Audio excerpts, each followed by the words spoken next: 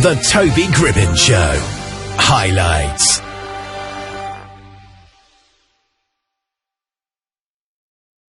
John R. Dougherty is an author who's debuting his newest series, Holy Terror, in which he takes the reader on a wild and thought-provoking ride where everything you thought you knew about the angelic realm is explored. And John joins us now. How are you today? Hey, I'm doing great, Toby. How about you? I'm excellent, thank you. So this book, The Holy Terror, of course, as I mentioned, it explores the angelic realm. What made you want to write a book about angels? Well, Toby, I've been fascinated with angels for a long time. That started really with growing up, going to church, reading the Bible, looking at stories about angels in the Bible. And I've also been really fascinated with all of the books that have come out over the years where people have written about their experiences of potential supposed encounters that they've had with angels. So I've always had a really deep interest in stories around angels and their activity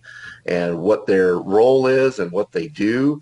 And so I've just always had that interest in angels. And so a long time ago, I had come up with this idea of a story around a rogue angel, which is the impetus to the book Holy Terror. We often forget, maybe, but angels are such a big part of literature and entertainment in general, maybe. Arguably the most famous Christmas film of all time, It's a Wonderful Life, is all about an angel, and there's loads of songs about angels. How do you make your book about angels different from some of the other ones? Right. I think that that is a challenge. We've all heard, seen a lot of movies, read a lot of books. A lot of people have a variety of ways of explaining angels and what they do.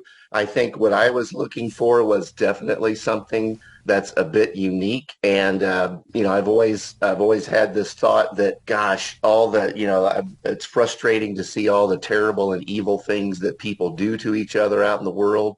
Lots of good things out there too, but clearly we hear lots of bad things that go on. And a thought that I had a long time ago was, wow, if an angel of God were to go out and try to put a stop to some of these bad guys, he could just really mop them up. Were there any challenges when you were writing this book? You know what? I have done a lot of writing over the years, but it's always been in kind of an expository fashion, kind of more of a writing about particular topics or subjects, or whether it be in the church setting or whether it be just in my professional, I'm an IT professional by trade, and I've done lots of writing in both of those kinds of contexts. But writing fiction was a really significant challenge for me. It just wasn't what I expected. It wasn't as easy. I don't know if I thought it was going to be easy, but writing fiction was really just a big change for me in how I did my writing. And, I thought that I had done a good job writing my novel. And then several years ago, I got involved with a writing coach, Melody Bussey, and she was a tremendous help for me. I wouldn't have gotten to this point with my book without her help. She really showed me a lot of things about writing fiction that I just didn't understand. Telling about the action versus showing the action. That's one thing that she would harp on with me a lot. In my writing, I was telling the reader what was happening rather than acting it out, showing it to the reader. So that was probably, for me, the biggest challenge I had. And she's good at getting you the best interviews on the best shows. Exactly. She clearly is the best at that. Yeah. The transition from writing about real life things to fiction can be difficult, and angels are a thing that a lot of people believe in. I'm guessing you do. So how much of the story is based on things that are true and things that you believe to be true, and then how much is fiction? Well, there's There is a lot of fiction in my novel, Toby, of course, but Yeah. I certainly the Bible and what's recorded in the Bible was a big inspiration for me. So I have certainly lifted a lot of information that you can read about in the Bible, and I've actually in my book, I've actually tapped into some of the stories that are recorded, particularly in the Old Testament of the Bible, and utilize that in my storyline. So, a lot of what I have included in the book about places around the United States and other parts of the world, I certainly researched and actually using real locations like real restaurants or real street names or things of that nature. I've actually used real places out of geography to Yeah. use in the story. But certainly a lot of what I have recorded, what I've written in the book is based on biblical information. So I suppose some people might consider that factual, some might not. But I'm a person of faith, so I certainly believe in what the Bible records and believe it to be true. And so in that sense, I would say a lot of what I have written is lifted right out of scripture and is true in that standpoint. Geography wise, I've used real locations. And, a lot of it is certainly, my own imagination has come into play for certain. The stuff you take from the Bible, is it kind of non-arguable stuff? Because what I mean is sometimes people would argue there's some people who take a quote from the Bible, take it completely out of context just to Oh, sure. justify an argument. Absolutely. Yeah, that's very true. Yeah, I would say that I've learned to try to avoid those kinds of circumstances over the years and really try to keep things in context. But certainly some of the things that I've lifted out of the Bible are, like I've quoted something that was recorded in the scriptures as a line, for example, in my book. There's several characters from the Bible that make appearances throughout my book. So, I'm actually pulling things that they have said in the Bible and incorporated that into the storytelling in the book. That's quite impressive. It's a bit of a crossover, really. Yeah, exactly. Were there any surprises along the way when you were writing the book? I mean, did it have an ending that you weren't expecting? I probably the ending is certainly going to be a bit of a twist for the readers, but it was something that I kind of had in my head how I wanted the story to end. And as you mentioned at the outset, it is part of a trilogy. So I've kind of pulled a Star Wars or an Indiana Jones on people because I'm starting with the middle of the trilogy. So this first book, Holy Terror, is really the middle story.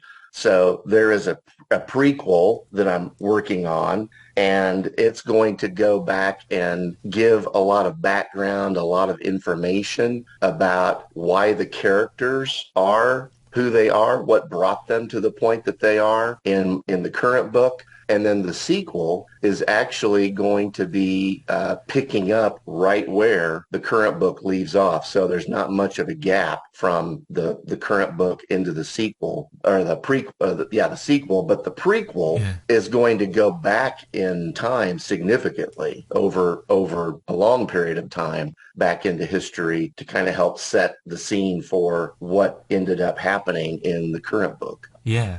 And I'm not that big on Star Wars, so I could be talking complete nonsense here, but I think it's a genuine fan thing that the prequel series wasn't as good as the other ones. So are you hoping that your prequel will still be up to scratch? I would have to agree with that, Toby. I was not a huge fan of the prequel trilogy, but yes, I'm very confident that my prequel will be even better than the current book. Even though the Star Wars films were released out of sequence, it's generally agreed that you should watch them by order of release. So you go for the first one, then the prequel, then the sequel. So for reading your books, do you suggest reading them in order of release or in order of when they're actually set? I would certainly say in order of release because I think once all three books are out, you could pick them up and read them in order, and it would make sense.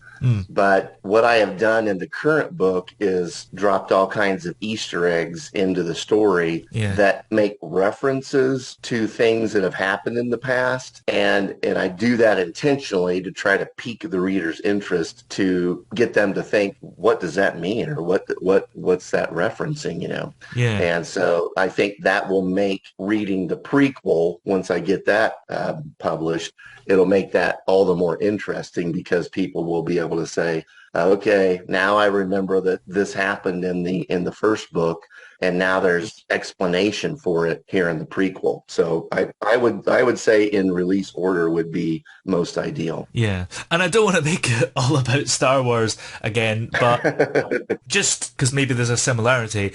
In the first Star Wars series, there's a plot twist in it that if you were to watch it in order of when they're set, you would have already known the plot twist, so it would kind of ruin it. Is there stuff like that Exactly. in your books? Yeah, I would say that that's definitely going to be the case in my writing as well. That, yeah, if you were to wait and read the prequel first, it would there would be some spoilers in there for things that I'm trying to create in the current book, things that I'm trying to create mystery around and just intrigue, you know. And do you think that each book can stand alone, or do you recommend reading them as a series? No, I really believe that they can stand alone. I think that if you were to read the current book, the one that we're talking about today, Holy Terror, that it would be a great read for you, that it would, you'd probably be left with some questions. And the way the book ends is, it's not exactly a cliffhanger. In fact, before I had Melody involved, there was a bigger cliffhanger at the end, and she recommended that I cut that and save it for the sequel. So I think you could easily read the current book by itself and be happy with the story. But, I hope that I'm creating some excitement, though, for people to say, wow, I want to see what happens, or I want to see why some of these things happened in the first place, So I hope that to create some of that excitement, but I think definitely each book could stand by itself as a read on its own. Do you have plans to make the book into something cinematic? I really do. I think it feels like a pretty lofty goal for me right now. It feels like something that's a stretch goal, but I definitely want to. I'm such a huge movie fan. I'm a movie buff. I always say there's a movie quote for every occasion in life. So I can always think of some quote from some movie that's very appropriate to my situation that I'm in. But I just tend to think cinematically as I was writing the book. Yeah. And so I kind of have visions in my head of how things could look on the big screen. But so I absolutely hope that at some point it can turn into a big screen show, whether that be on, an actual movie release, or, maybe it's one of the many streaming services that are out there that everybody's paying subscriptions for and watching it on their TVs rather than on the big screen. I'd be thrilled with either of those outcomes. I guess you can self-publish books these days, so I guess you can self-publish a film too, but then you still need to pay for actors and stuff. That seems like that'd be a huge task, but I think you could. Yeah. And if you had to cast one major Hollywood actor in the film today, who would you pick? Well, I really consider that my book has three main characters. And so there's two police detectives, because the story starts out as a crime-solving mystery with Miami, Florida police detectives trying to solve these grisly, gruesome crime scenes that they keep finding.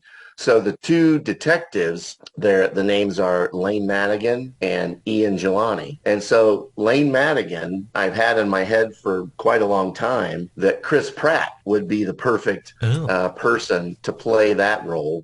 And then the Ian Jelani police detective, I see one of my favorite actors currently is Idris Elba, which I think he's great. And I think he would be perfect as my Ian Jelani character.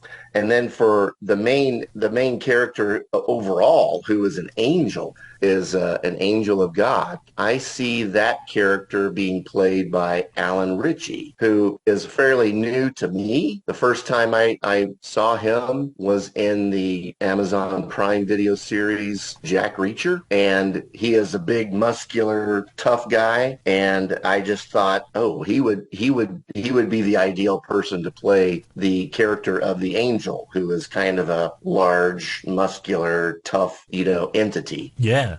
Well, in the meantime, what's coming up for you after this book? What's the timeline for the prequel and sequels being released? And then have you got anything else after that? I do. I've actually a couple of things related to the current book that are coming up very soon. Is I'm working with my and I did the self-publishing route, by the way. So I went through a company called Book Baby, which they've been great. I really have enjoyed working with them. They've been really helpful. But they're working on the ebook version for me so that it can be made available, on the Kindle or on a variety of electronic platforms. So the ebook should be coming out within the next few weeks. And then I'm also working with a guy by the name of Steve Osarchik, who is out on the East Coast, and he is a voiceover talent that I found, and he is going to work on producing the audiobook for me. So I'm really excited about the audiobook. I'm a huge Audible.com fan. I tend to do a lot more listening to books these days than I do literally picking up an actual copy of a book and reading it, which I still do periodically. But I love to listen to books on Audible. And so I just find that there's many opportunities I have to listen to books as I'm, while I'm driving or while I'm taking a walk or what have you. So I'm really excited about getting the Audible version produced. And I feel like that's going to be completed by the end of April. As far as the prequel, that's the next project I have that I've kind of gotten a start on that, but I really need to, lock in and start working on that, get more focused on that. I have big hopes of at least having it back to Melody to help me do the editing on it by the end of the year. And then sometime next year is when I would be targeting the sequel to be completed. And then, yes, there's a few other book ideas floating around in my head. Even the thought of some spin-off stories that I feel like I could easily create around the same character, who's by the way, his name is Thumos, which is a Greek word for fire or passion or heatedness. So that's the name of my main character. But I feel like I have several ideas of some spin-off stories that I could create for him as well. Sounds exciting. And in the meantime, this book is called Holy Terror, and you won't miss it in the shop because it's got a nice, attractive cover and it's got a crucifix instead of the T. Where are we able to find it? I take it it's on Amazon, because that's usually where you get books, and anywhere else. Oh, yes. Yeah, you can find it on bookbaby.com. That's where I did my self-publishing work. Yeah. So you can certainly purchase it today on bookbaby.com. You can find it on Amazon. It's in a pre-order status on Amazon, but I believe that the date is March the 29th that it's actually going to be released on Amazon. But you can find it on Amazon right now and select the pre-order, and then when it becomes available by the 29th, it'll ship out to you. So those are the two ways that you can purchase the book right now. Excellent. Well, many thanks for talking to us today. It's been great having you on the show. Toby, thanks so much for having me. It's been great meeting with you, and I really appreciate you hosting me on your show today. Thanks very much. Oh, yeah. Hey!